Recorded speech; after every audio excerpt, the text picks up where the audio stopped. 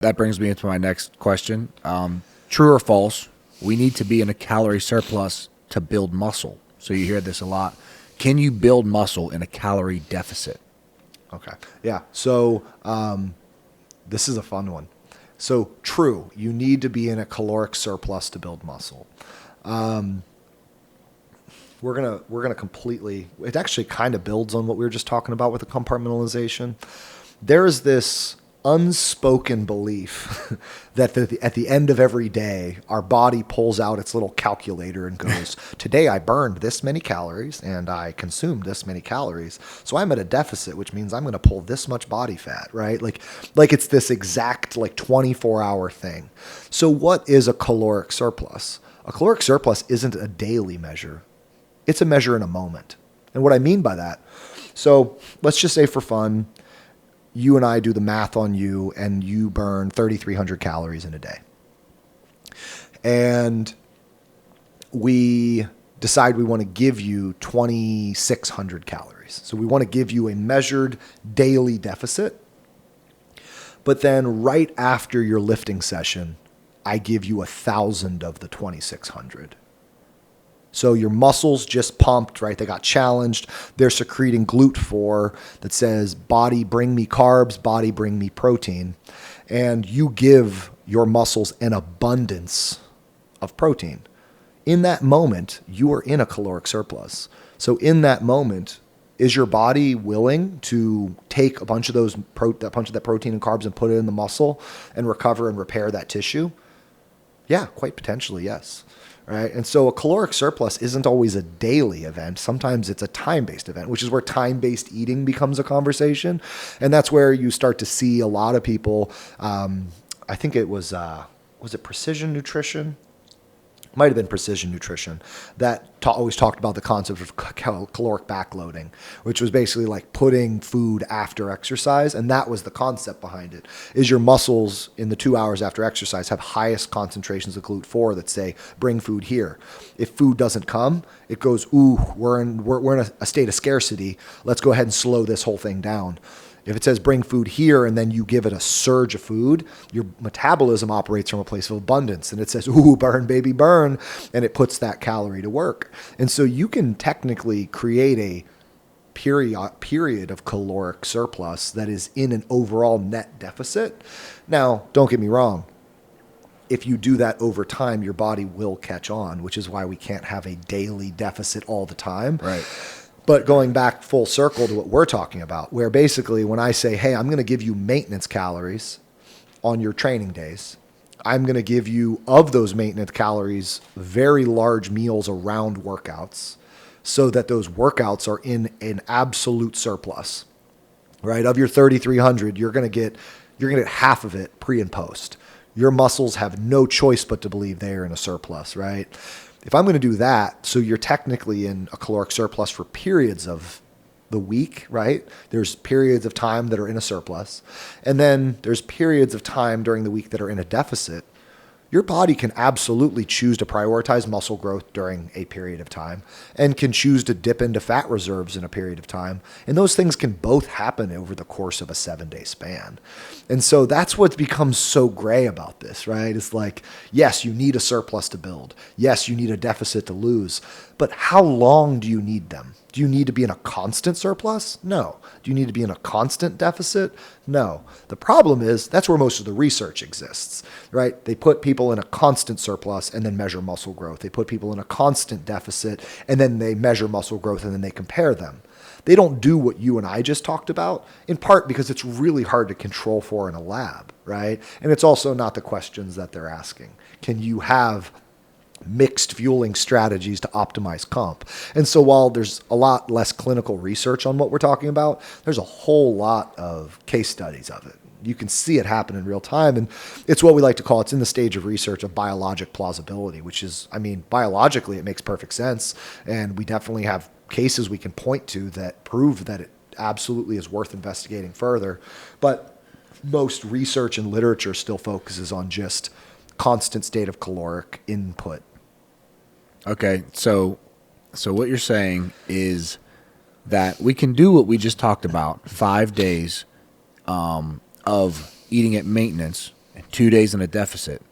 And now that's another question. Can we build muscle at maintenance? Is that similar to a surplus? Okay, so Yeah. if that's true, then we can build muscle in those 5 days of training, and we can hit our PRs and do everything that you talked about. We can build our muscle. And then in those 2 days, we can be in a deficit and tap into fat stores. Exactly. And you can drop body fat. And so you can create a reality. This is honestly mind-blowing. Yeah, it's awesome. And there's a couple of things, because this goes back to, you start to realize that some of the claims, those blanket statements that are out there, they don't go into enough detail. So for example, when you are at a caloric maintenance, can you build new muscle tissue? So this is the comment. When people say build muscle, sometimes I don't think we really understand what we're talking about there. Muscle is basically a cluster of cells, right? Well, those cells, as I said earlier, are a blend of water, carbs, and protein for the most part. So if you're not at a caloric surplus, there's not going to be as much carb, as much water, which means those water balloons aren't as full. But building muscle is the process of creating more water balloons. And so that's called muscular hyperplasia. So it's when the muscle cell goes through mitosis and divides and basically makes a twin of itself or clone of itself. So can we, at a state of maintenance, encourage the muscles to divide and create more of themselves? Absolutely. Will they do it faster if there's more food coming in?